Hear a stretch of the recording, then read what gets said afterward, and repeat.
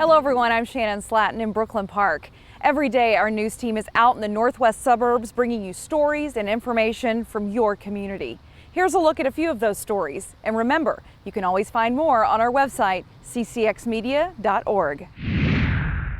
For months, indoor dining restrictions have forced restaurants to rely on outdoor seatings. But as temperatures get cooler, restaurants are trying to figure out how to keep their seating capacity.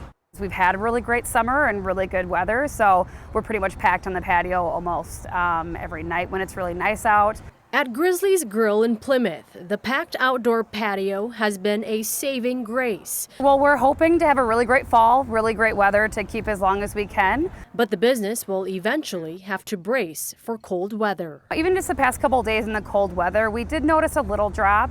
Bailey Duke, the general manager at Grizzly's, says they have fire pits to keep the outdoor area warm. The restaurant looked at investing in heat lamps, but realized they weren't putting out enough heat. Otherwise, we're mostly just going to focus on doing really good with takeout orders. That's about 40 to 50% of our sales right now, food sales.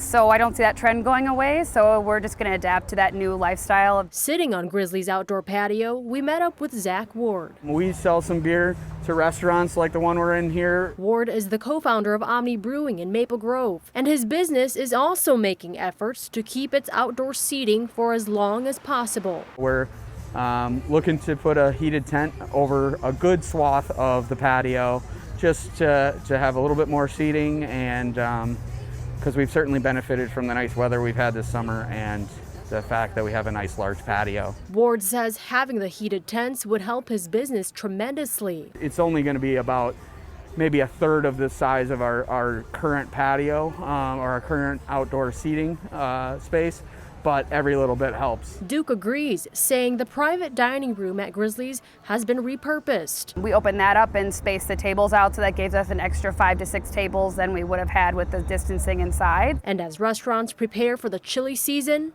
any little bit of optimism helps. We will survive COVID. I have confidence in that. In Plymouth, Pafua Yang, CCX News.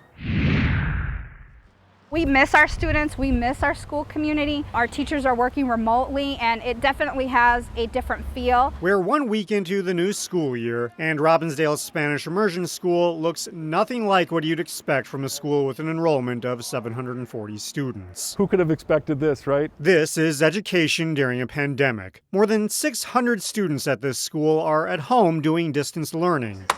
And another 122 students are doing their distance learning on site because they're either part of Robbinsdale's Adventure Club program or they qualified for state-mandated critical childcare. We need to celebrate the work that's been done by our students, by our teachers, by our families, because this is one community. So far in this unusual school year, RSI's co-principals say they've had some technology glitches and a few frustrated parents. But the general sense is one of optimism as they navigate the world of distance learning. It's definitely uncharted territory. We are learning to be very flexible. We're very thankful for our parents who have been very gracious and flexible as we've learned to do this. Aside from the challenges posed by technology, the school had to shift some of its staffing to make sure it had enough people in the building to support the childcare needs. So that's been a little bit just navigating staff that are not usually here at RSI and orienting them and making sure that they're comfortable working with our kids. That's been, a top priority of ours. The other top priority is providing a top quality education in a less than perfect environment, with the eventual hope being that the district will be able to transition to a hybrid model and ultimately get everyone back in the building in a safe way. Alejandra and I are extremely proud of our community and how they've responded so far. Every day's gotten better, so we'll see what happens by June. In New Hope, Delane Cleveland, CCX News.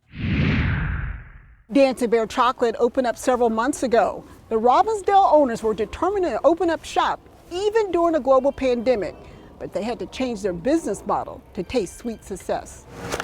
We make a whole lot of chocolate here. Dancing Bear Chocolate is located in North Minneapolis, not too far from Victory Memorial Parkway. The corner store is known for confectionaries that some say rival top French chefs. I am making caramel. Everything is made fresh caramel in the store, from mouth-watering chocolates. Yeah, they're really good. to pastries. So we have chocolate gelato. And gelato. Our gelatos are all pure natural ingredients. They bring ingredients in from all over the world. Our fruit is from Australia. When they candy fruit, they use honey in their process, so it doesn't have that chemical taste. Stephen Howard and Joe Skifter, Your gift basket. didn't hesitate to open during the COVID-19 pandemic. COVID or not, we're just being as careful as we can and moving forward with creating dancing bears. I have chocolate. They made adjustments to their business plan. For the first couple of months, the shop operated out of their walk-up service window. That saved our business. If we had not put that window in, I'm not sure how we would have operated as successfully as we did. And it's only been a month since customers are allowed to come inside the store. One customer or a family of 4 at a time.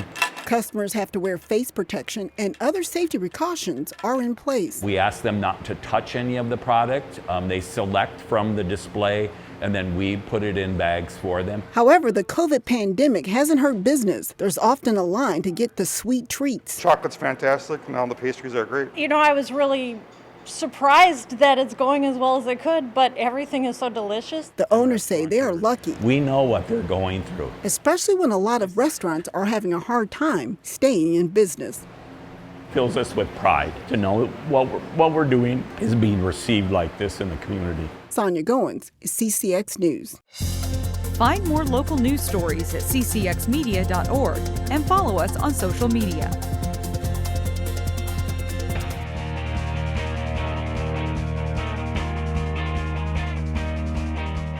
The COVID-19 pandemic was a bit of a blessing in disguise for Miriam Shteyman, allowing the Wayzata senior to be on the tennis court pretty much every day this spring and summer. Playing #1 singles for the Trojans, Shteyman's game might be at its highest level ever. We profile Shteyman in this week's CCX Sports Spotlight. Wayzata senior Miriam Shteyman is a pretty laid-back person, but when I get on the court, I know it's time to fight. Shteyman is playing #1 singles for the Trojans for a 3rd straight year.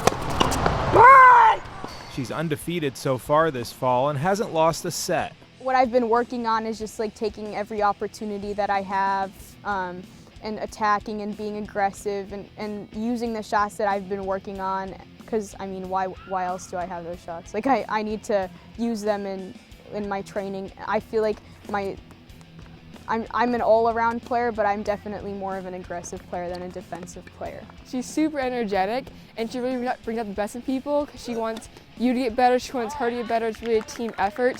So whenever we hit together one-on-one, she always giving tips. She wants you to know how can you improve, how can she improve, and she's really open to ideas too, so it's kind of an open communication.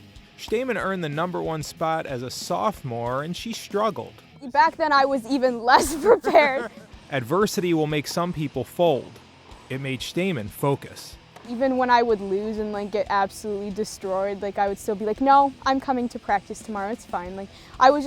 I'm just the type of person that even if you punch me down and knock me down super hard, yeah, I'll be upset, but I get over it because I just want to keep improving myself. Shteyman started playing tennis at a young age, but her first sporting love was dance. For about 10 years, starting at age 4, Shteyman danced classical ballet. When I was in elementary school, middle school, ballet, I would go 4 or 5 times a week, sometimes 6, depending if there were if we were doing some kind of a performance. I competed at the YGP, so I was at a decently high level. But as time went on, ballet didn't satisfy Shteyman's competitive nature. And after making the Wayzata varsity as a freshman, she got serious about tennis. So I quit dance and I was I'm gonna focus on tennis now. And just being able to compete and being on a team just really motivated me. And the team aspect of high school tennis is very important to Shteyman. She works on her own game a lot, but she also tries to motivate her teammates. And she's learned over the years how to be a good leader.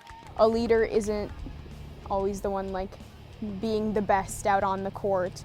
They're not the one that's always beating everyone and just being high all the time, just winning all the time. No, it's someone that experiences those ups and downs but can make adjustments and just understand what they have to do.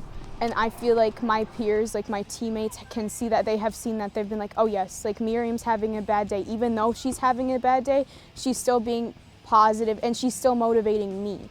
This summer, Shteyman started teaching tennis to younger kids in her neighborhood and says she learned as much from them as they did from her. I was looking at what they were doing without any emotion also, and then that translated to me like kind of making adjustments to my game and seeing what I could improve on. And I feel like that's actually helped me so much because I was helping others and at the same time I was learning. Shteyman wants to play college tennis next year and ultimately pursue a degree in dentistry with the aim of becoming an orthodontist. For now, she'll just be ripping winners and enjoying her last season of high school tennis. In addition to playing and teaching tennis, Shteyman is in the National Honor Society Link Crew, volunteers as a tutor to underclassmen, and is the president of the Jewish Student Union at Wayzata High School. For the CCX Sports Spotlight, I'm Jason Malillo. Find more prep sports games and highlights at ccxmedia.org and follow us on social media.